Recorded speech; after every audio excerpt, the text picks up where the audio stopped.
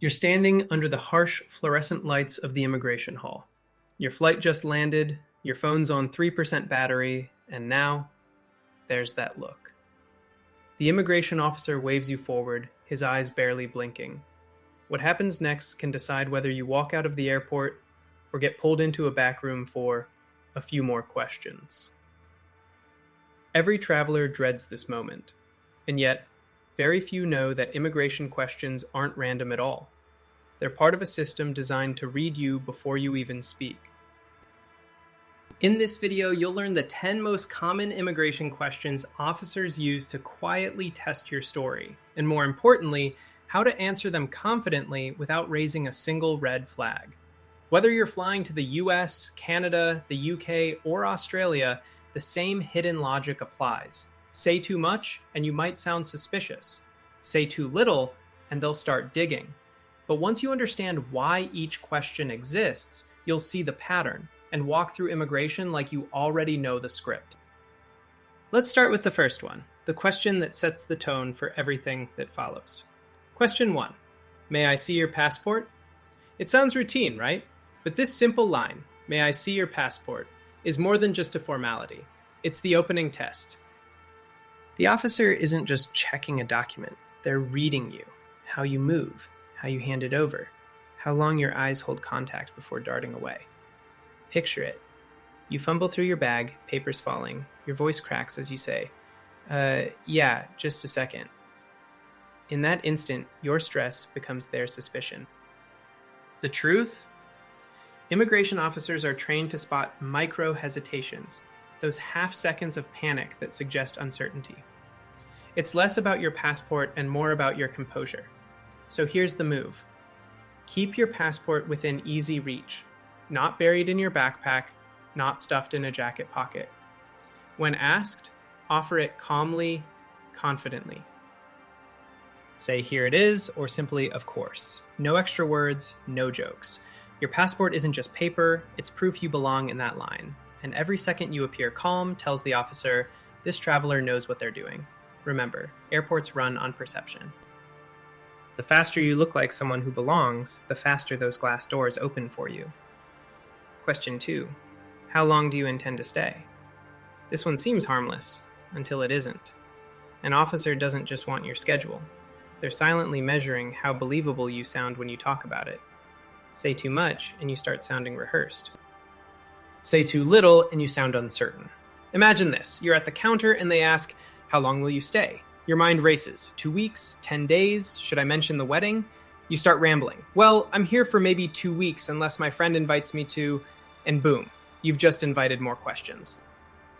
Here's what experienced travelers do instead. Keep it short, clear, unshakable. I'll be here for 10 days, or just 1 week for vacation. That's it. No nervous laughter, no unnecessary context. Why does this question matter so much? Because every country tracks visitors who overstay. It's not personal, it's pattern detection. If your answer sounds uncertain, you might fit the profile of someone who doesn't plan to leave. So next time, remember this. Confidence beats detail. A calm, precise reply shows you respect their time, and your own. And yes, they'll notice. Question 3. What's the purpose of your visit? This one can flip from simple to suspicious faster than you think. When an officer asks, what's the purpose of your visit? They're not just curious, they're matching your answer against the invisible profile tied to your passport and visa type. Tourism, business, education, those are the 3 safe categories. But wander outside them without clarity, and the tone changes instantly. Picture this. You say, I'm just visiting friends. They lean forward. Where do your friends live? How did you meet them? Suddenly, you're trapped in a conversation that feels like a mini interrogation. So here's the rule. Be precise, but contained. If you're a tourist, say so. I'm here for vacation. If it's business, say I'm attending a conference. If you're studying, say I'm enrolled in an English program for 1 month. No fluff, no life stories. Immigration lines aren't TED Talks. The twist most travelers don't realize: These officers often already know your purpose before you open your mouth, from flight patterns, visa type, even hotel reservations linked to your ticket. They're just testing if your words align with your data. Answer clearly and they'll move on. Hesitate, and you might meet the little side door labeled Secondary Inspection. Question 4. What do you do for work? Now the officer leans back slightly, watching how you respond. What do you do for a living? It sounds casual, but it's one of the most quietly revealing questions they ask. Because your job tells a story. Stability, reason to return home, financial ability to travel. It's not judgment, it's profiling by logic. Here's what they're really thinking. If you're employed, it signals roots, a reason to go back. If you're a student, you're learning, not escaping. If you're unemployed, they'll want to know how you're funding the trip. So how should you answer? With clarity and calm. I'm a teacher. I work in marketing. I'm a student. Say it plainly, confidently, and stop there. Avoid over-explaining like, I just left my job, but I plan to start another soon. That opens a door they didn't ask you to open. Here's a pro tip. If you're between jobs or retired, reframe it with structure. I recently finished a job in accounting and am taking a short vacation before my next role. That tells them you're in control, not drifting. The truth is, immigration officers don't care about your career path. They care whether your trip makes sense. Keep your tone professional, your body language steady. Because at this point, they're deciding whether to trust your story or test it. Question 5. Are you traveling alone? The officer tilts their head, voice calm but sharp. Are you traveling alone? Simple question, but make no mistake, this isn't small talk. It's a test of consistency.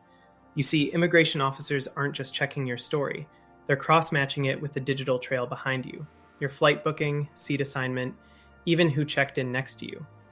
They already know whether someone shares your itinerary. They just want to see if you tell the same story. So, what's the right move? If you're solo, say it clean and confident. Yes, I'm traveling alone. Then stop talking. If you're not, keep it short and factual. I'm traveling with my sister, or I'm with a friend. No names, no backstories, no chatter about where you met. Every extra word is an invitation for another question. Here's the secret. The more you explain, the less they believe you. Nervous travelers ramble. Seasoned ones don't. Imagine you're a calm wave, steady, unbothered. Because the truth is, the more natural you sound, the faster they'll move you through. And remember, airports aren't judging you for traveling solo. They're judging how sure you seem about your own story. Confidence is your boarding pass here. Question 6. Do you have any family here? This is where the tone often shifts. The officer leans in just slightly, eyes narrowing, not with suspicion, but curiosity. Do you have any family here? Now, this question sounds innocent, almost friendly, but underneath, it's one of the most strategic ones they ask. They're measuring your ties to the country, how likely you are to stay longer than your visa allows. If your answer is, no, I don't, keep it clean, polite, and neutral. No need to add nervous explanations like, no, I don't know anyone here. Just say, no, I don't, and stop there. But if you do have family in that country, expect follow-ups. They'll want to know who, where, and how close. The key here? Be truthful, but stay surface level. Yes, my cousin lives here, or my sister works in the city. That's it. You don't owe them your entire family tree. Here's the twist. The officer isn't really judging your answer. They're judging your reaction. If your tone changes, your eyes flicker, or your body stiffens, they sense hesitation. And that's when the questions multiply. So don't overthink it. Don't over-explain. Whether your answer is yes or no, say it with calm, grounded confidence. Because in immigration interviews, the secret isn't just what you say. It's how steady you are while saying it. Question 7. Have you ever been here before? This one catches people off guard, not because it's tricky, but because it feels like a trap. Have you been to this country before? It's asked with a neutral smile, but don't let that fool you. This question is a quiet background check disguised as conversation. Here's what's really happening. The officer already knows your travel record. Your previous visits are logged. The question is meant to see if your memory matches the system. If it's your first time, say so plainly. No, it's my first time here, and leave it at that. But if you have been there before, always give a clear time frame. Yes, I visited last summer, or I was here 2 years ago for business. That's all they need. Don't launch into vacation stories or talk about who you met last time. Here's why this question matters. Returning travelers who overstay or violate rules are automatically flagged. So, even a casual answer is cross-checked in seconds. And the twist? Officers use your tone more than your words to decide if something feels off. If your voice hesitates or your eyes shift as you recall the date, that moment of doubt can trigger deeper screening. So treat this one like a mirror test. Answer calmly, look them in the eye, and move on. It's not about your travel history, it's about your composure under quiet pressure. The truth? In immigration, calm is currency. And if you can hold it, you'll breeze through doors that make others freeze. Question 8. Do you have anything to declare? Now comes the question that can flip your trip in seconds. Do you have anything to declare? It sounds bureaucratic, almost boring, but this is where more travelers get into trouble than anywhere else. Because here, honesty isn't optional. It's the whole game. When an officer asks this, they're not accusing you of smuggling, they're checking how well you understand the rules. And those rules? They're not the same everywhere. Maybe you're carrying expensive jewelry, electronics, or medication. Maybe you pack snacks or supplements that seem harmless back home but count as restricted imports abroad. Even a few $1,000s in cash can raise eyebrows if you don't declare it properly. Here's what you should do. If you truly have nothing to declare, say it calmly, clearly, no, I don't. If you do, be upfront. Say, yes, I have some items to declare, and let them guide you. The twist most travelers never learn? Customs officers are trained to spot hesitation. One uncertain pause, one glance down, and suddenly they're flagging you for a random bag search. And if they find something undeclared, even by mistake, that's when fines, confiscations, and hours of wasted time begin. So remember this rule of airport survival. Confidence can't cover dishonesty. But honesty, spoken calmly, clears you faster than any excuse ever will. Stay steady, stay polite, and never play games with customs. They always win. Question 9. Where will you be staying? By now the officer has heard your story, where you're from, why you're here, how long you'll stay. But this question, this one is where they decide if it all adds up. Where will you be staying? Sounds simple, but it's a precision test. They're looking for certainty, not guesses. Imagine this. You say, somewhere near downtown, I think the hotel's called, and just like that, the conversation shifts. You've gone from confident traveler to potential question mark. Here's the truth. They don't expect you to memorize every address, but they expect you to know your own plans. So have your details ready. If it's a hotel, I'll be staying at the Pacific Hotel in Manhattan. If it's with family or friends, I'm staying with my cousin in Toronto. No need to recite the street name unless they ask. Just be clear, calm, and consistent. And here's a hidden tip most travelers don't know. Immigration systems already link your arrival card or e-visa with your listed accommodation. They're checking if your answer matches that data. When you respond smoothly, it signals one thing: control. You know where you're going, and that's all they need to hear. Because nothing unnerves an immigration officer more than a traveler who seems unsure about their own destination. Plan your stay, memorize your answer, and you'll walk through the final gate like you belong there. Because you do. Question 10. Can I see your return ticket or onward travel? This is the final checkpoint, the moment they decide if your trip feels legitimate or suspicious. Can I see your return ticket or onward travel? It's not just paperwork. It's proof that you plan to leave. Every country, from the US to the UK to Australia, uses this question to spot travelers who might overstay. If you hesitate here, you instantly look uncertain about your intentions, and that can spiral fast. So don't get caught fumbling. Always have your ticket, printed or digital, ready to show.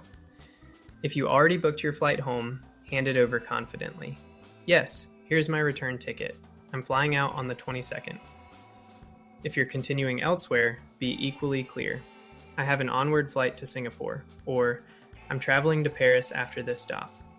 It's not about the destination, it's about showing structure. An officer who sees a traveler with plans sees someone they can trust. The twist? Even if you have a flexible or refundable ticket, it's still better to show one. Immigration doesn't care if you change it later, they just need evidence that you're not here to disappear.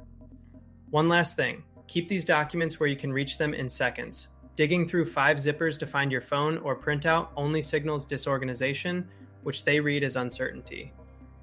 Show it. Smile. Stay calm. Because this question is your final exit ramp. The last test between suspicion and smooth entry. And when you pass it, you've officially crossed the invisible line between visitor and welcome guest. And just like that, you've made it through. But here's the secret no one ever tells you. Immigration isn't really about the answers you give. It's about the energy you project. From the second you step up to that counter, they're reading one thing. Are you in control or are you uncertain? Every hesitation, every shaky breath, every rambling explanation sends a signal. But calm confidence, that's your passport before the passport. You've now seen the 10 questions that quietly shape your journey, and the truth hiding beneath each one. They're not trying to trick you, they're trying to read you. And once you understand the game, you stop feeling like a suspect and start moving like a seasoned traveler. So here's your checklist before your next flight. Keep your passport close. Know your story before they ask. And answer short, clear, and steady, like someone who's done this 100 times. Because when your words sound certain, your trip unfolds smoothly. When your voice stays calm, your story stays believable. And when you walk through that glass gate with quiet confidence, you're already winning the moment before you even reach baggage claim. If this guide helped you feel more prepared, don't keep it to yourself, share it. Someone you know will face these same questions soon, and they'll thank you for sending this. Hit that like button, subscribe to avoid flight bans, and turn on notifications, because in the next episode, we're pulling back the curtain on what really happens when you're randomly selected for secondary screening. It's not what you think, and it's the video every traveler should watch before their next flight. Safe travels, traveler. Confidence is your clearance.